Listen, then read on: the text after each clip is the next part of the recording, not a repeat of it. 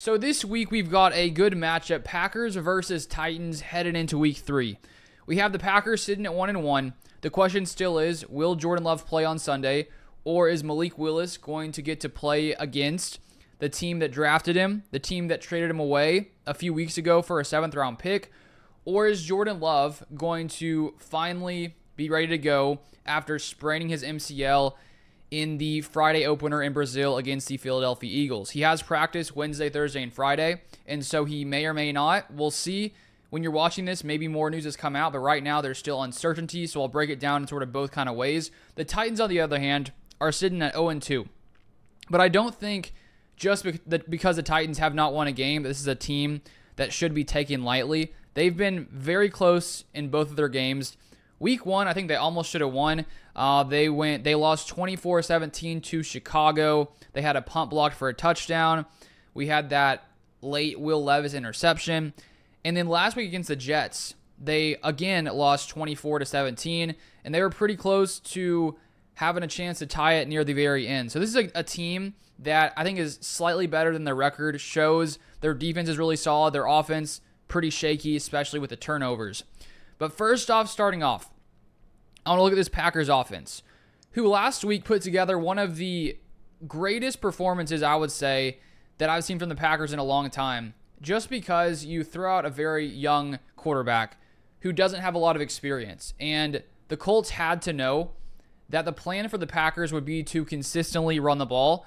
And even though the Colts had to know that was going to be Matt LaFleur's plan, they still couldn't stop it. The Packers ran for 260 or so yards, most of it coming in the first half. And I do think Matt LaFleur deserves a ton of credit for what he did with Malik Willis. When you don't really know what he is or what he can be because he's barely played, Matt LaFleur brings in these runs, and Adam Stenavich as well, the Packers OC. They have all these misdirections. They have receivers in the backfield. They have motions. They have misdirections. They have jet sweeps. A ton of stuff that the Colts were not able to stop. And so now going into this game, you would assume, whether it is Jordan Love starting or Malik Willis, the game plan should be somewhat the same. Because with Jordan Love, I assume you don't want him to be running around out there all the time like you would maybe be comfortable with. It's not like he scrambles all the time, but I just mean that when you bring a player back from an MCL sprain, you probably want to support him by running the ball. And so I do think that either way, the Packers are going to try to do the same thing. The thing is, this time, this Titans run defense is much, much better than the Colts run defense. The Colts run defense in 2 weeks has pretty much been the worst unit in football against the run. You look at the Titans and their run defense so far this season, they are 10th in rush yards per game allowed and 11th in EPA per rush. I think they've got some very good linebackers, especially Ernest Jones, who just flies around, fills the hole there. And so it's not going to be as easy this week, especially with the Titans having a week to prepare for what Matt LaFleur put out there. So I would expect for there to be some other wrinkles in the running game, with the Packers trying to do the same thing once again. And Josh Jacobs, I mean, that's been a great signing this offseason with the Packers moving on from Jordan Love. Last week, him carrying the ball 31 times, that was pretty impressive. And apparently after the game, Josh Jacobs even said he could have played like another quarter or half. So he was able to stay healthy that entire game and get fed the entire game. And right now, Josh Jacobs leads the NFL in most yards after contact.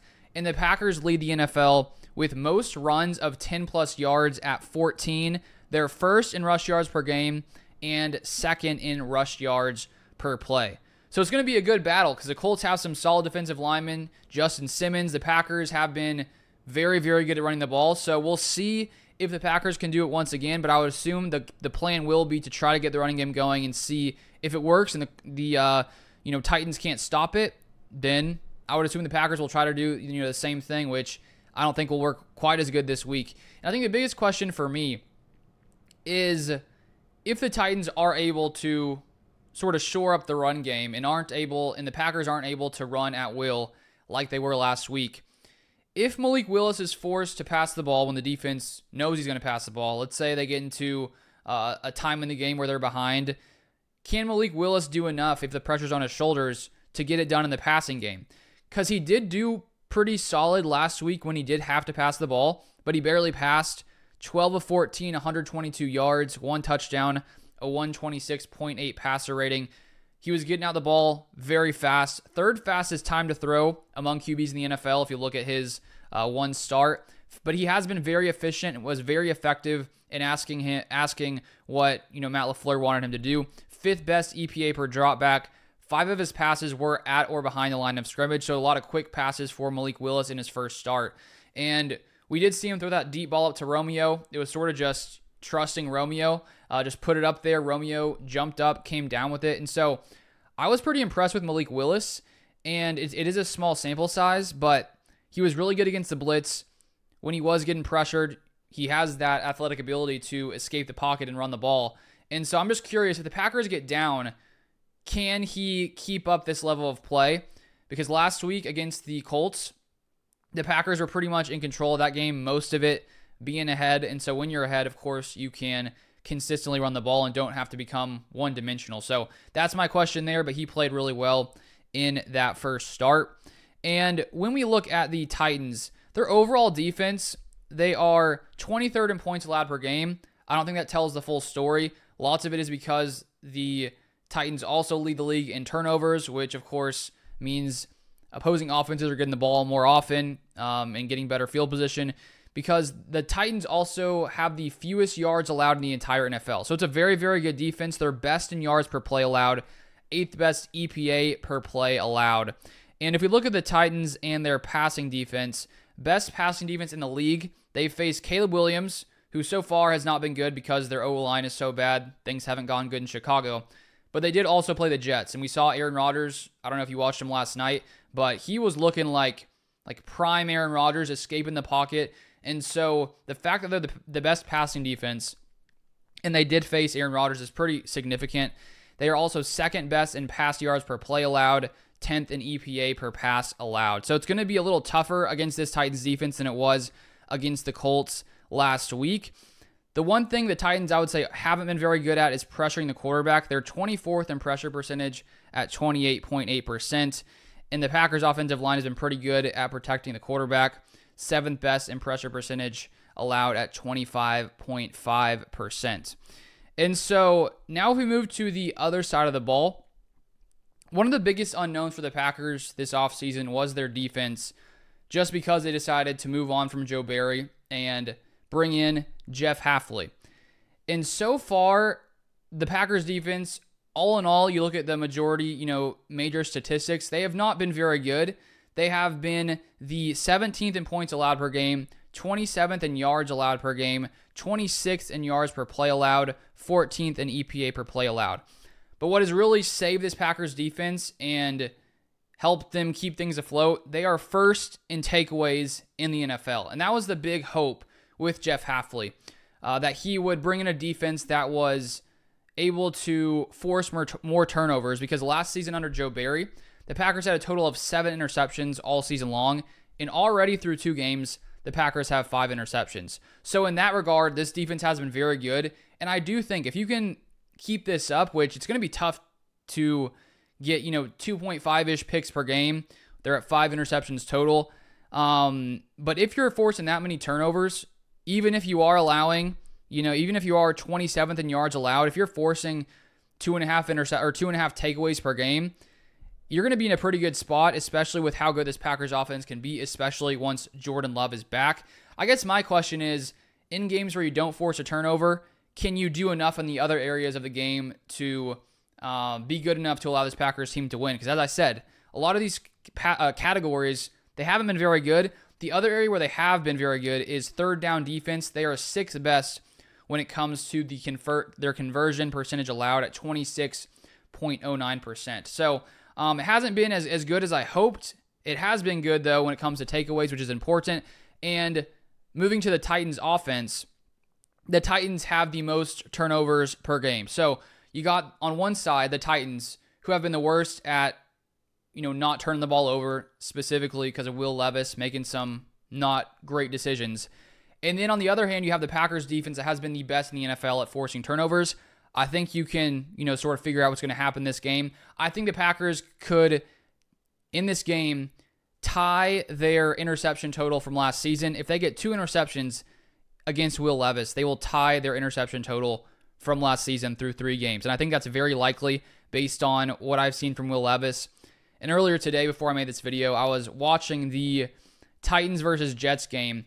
And the thing with Will Levis is he has the ability to put the ball wherever he wants. He's an insanely strong arm, can put it anywhere. And his issue, I'd say so far, is he's willing to take any kind of risk, where sometimes it works out and the plays are insane. You're like, how did that ball get there? But the other times, he's making bad decisions, throwing it into coverage, and not really making the right reads, and probably throwing it when he shouldn't. And so he's a very talented quarterback. He just hasn't been good when it comes to overall making the right decisions. He's tied for, or the Titans are tied for most giveaways per game at 2.5. And so he takes a lot of risks. Sometimes it pays off, sometimes it doesn't. And so far he's thrown 2 touchdowns to 3 interceptions. So I would expect the Packers to force a few turnovers in this game.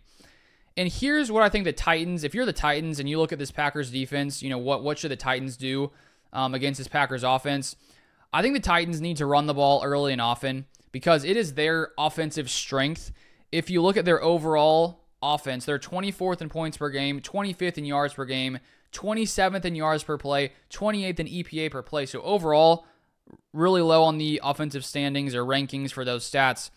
But looking at their rushing attack, they're 13th in rush yards per game, 10th in rush yards per play, 11th in EPA per rush, 11th in rush success rate. So their strength in offense is running the ball, and that's because Tony Pollard has been really good coming into this Titans offense.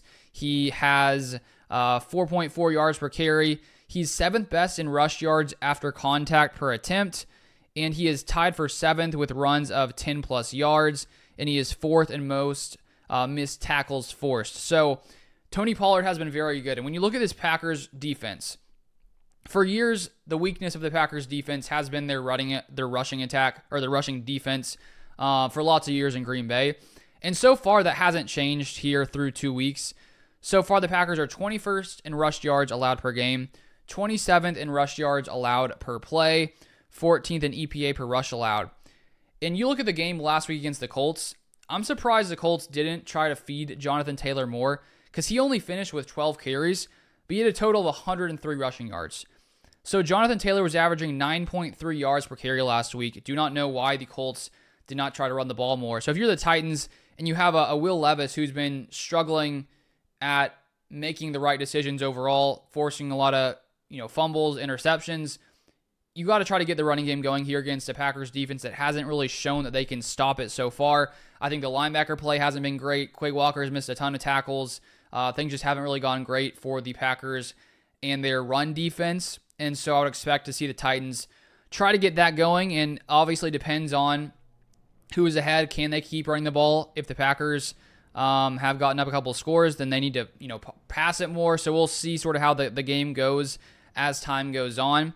But the other thing that I'm really curious about this week for the Packers defense that hasn't been good the first 2 weeks is the Packers pass rush. And if we just look at stats first, 16th in pressure percentage, 29th in ESPN pass rush win rate, 29th in ESPN run stop win rate, 30th in sack rate, 25th in sacks at 3. And so I think one of the strengths, at least what we perceive was to be a strength of this Packers defense, was their pass rush with Rashawn Gary, Preston Smith, Kenny Clark, Devontae Wyatt, Lucas Van Ness, Kingsley Enagbare as some more depth pieces. And so far, that hasn't been the case. They haven't been very good. And I do think it's important to note that the first 2 weeks, the Packers clearly had a plan of trying to contain Jalen Hurts and Anthony Richardson in the pocket. The players talked about it. Hafley talked about it. Matt LaFleur talked about it, where it seemed like they weren't really fully unleashing Rashawn and Preston Smith, just go after the quarterback no matter what. It seemed like their role was to, try to keep them contained where you're not sort of running by on the outside, trying your hardest to get a sack. You're sort of willing to sort of stay there with the offensive lineman and sort of read where the quarterback's going. And so it's more focused on keeping him in the pocket than necessarily going all out for a sack. And I get that strategy. You don't want Jalen Hurts to beat you with his legs. You don't want Anthony Richardson to run all over you. But I am wondering, at what point are the Packers going to unleash these guys and really let them go after the quarterback? Because I know you could allow some runs here and there, but if we're 25th in sacks, 30th in sack rate. I just don't think that's enough to get the job done. And so I guess my question is, how risky is it to let your guys just go after the quarterback? Because I'm sort of, wanting to see some of that Rashawn Gary we've been used to in times past, and I think that this strategy so far is holding them back when it comes to at least getting sacks. And let me read this quote here from Rob Demovsky of ESPN from his article. He said, Gary, who had one of the 2 sacks in the opener against the Eagles, said after the Packers sacked Richardson once last week that while, quote, it gets tempting, end of quote, to relentlessly pressure the quarterback, they need to remain disciplined. And so I totally understood it against Jalen Hurts and Anthony Richardson. I think that Will Levis does have a sneaky rushing ability. Not the same as those 2 guys, but he still can run the ball at a high level and escape the pocket. And the thing is, in today's NFL, so many quarterbacks can escape the pocket and run the ball. And I'm just wondering if the Packers' strategy is always going to be to contain. And it could be that against Will Levis, you want to sort of force him to beat you passing because he does turn the ball over. At the same time, I personally just want to see these guys unleashed, rushing the quarterback. I'm fine with the contain if it works, but at the same time, I'd be fine giving up a few runs here or there if we're sacking the quarterback a lot more often. Those are my thoughts so far. And when you look at the Titans' offensive line so far, they allow the highest pressure rate in the NFL at 53.4%. And Will Levis has been the 5th most sacked QB, sacked 7 times so far through 2 weeks. And so if you're going to start to see this pass rush really come to life, it should be this week against the worst offensive line when it comes to pressure allowed in the NFL, pressure rate allowed. So I would hope to see them take a step forward this week. If not, that's somewhat concerning. So we'll sort of keep an eye on that one. And when you look at the Titans, their passing attack, Calvin Ridley, definitely their best receiver. They'll move him around, motion him around a lot. And so he's definitely the one to key in on here in this game. But now to my overall prediction. This game is in Tennessee. We don't know if Jordan Love is playing. That will factor into, what I think is going to happen here. So I'll give my Malik Willis score prediction and my Jordan Love starting score prediction. I'm going to say that if Malik Willis starts again, I still think the Packers offense can do enough to get the job done, especially with the turnovers I think the defense will force. And so going into Tennessee, I'm going to say Packers win this game with Malik Willis 21-17. If Jordan Love is playing, we'll go 27-17 Packers. So that is my final score prediction. If you guys want to see my live in-game updates and my thoughts on what we're seeing from the Packers, feel free to follow me on Twitter at LukeBeller3. And if you want more Packers content, you want to see my previews, predictions every single week, which I post here, also my reactions after the game, right after as fast as I can. Feel free to subscribe and turn on the post notifications so you never miss any Packers content.